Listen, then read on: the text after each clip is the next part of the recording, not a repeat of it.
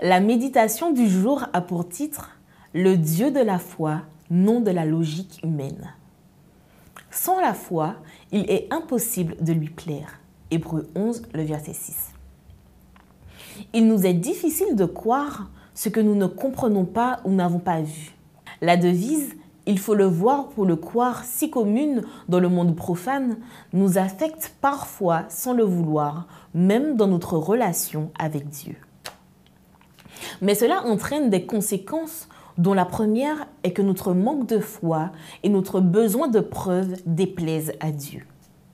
La Bible dit qu'il est impossible de lui plaire sans la foi, parce qu'il désire que ce soit par la foi que nous comprenions les réalités de l'existence et non l'inverse. Dieu est un être infini. Il est donc impossible pour des êtres limités et finis comme nous de comprendre ses pensées et sa manière d'agir. Nous avons des informations le concernant, sauf celles qui nous sont cachées. Deutéronome 29, le verset 28. Comment nous, êtres finis, pourrions-nous comprendre un être infini quand il intervient ou décide de ne pas intervenir? C'est précisément dans ces moments que la foi entre en action. Elle est la capacité particulière que Dieu nous donne pour que nous puissions croire et accepter sa parole, même lorsqu'elle défie notre logique, pour que nous gardions confiance en la présence divine et persévérions dans le cheminement chrétien quand nous ne comprenons pas ce qui se passe. Il ne peut y avoir de vie chrétienne sans la foi. Pris par la main de Dieu, nous ne pouvons vivre sans l'exercer.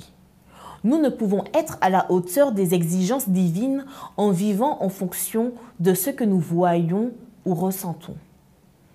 Nous ne pouvons fonder notre relation avec lui sur la capacité de nos sens à voir, entendre, penser et parvenir à des conclusions. Contrairement à celle du séculier, la devise du chrétien est « Nous marchons par la foi et non par la vue ». 2 Corinthiens 5, le verset 7. La capacité la plus importante que notre esprit peut développer est celle de croire ce que Dieu dit. Ne s'agissant pas de quelque chose de logique pour les êtres humains, nous aurons besoin d'un don spécial de sa part. La bonne nouvelle est que ce don est disponible pour tous parce que Jésus est l'auteur de notre foi qui l'amène à la perfection. Hébreux 12, verset 2. C'est à lui que nous devons la demander.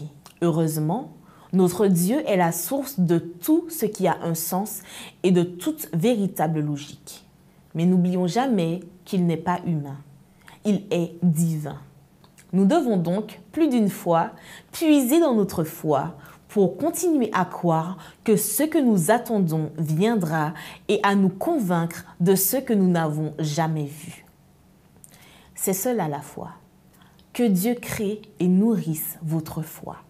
Amen.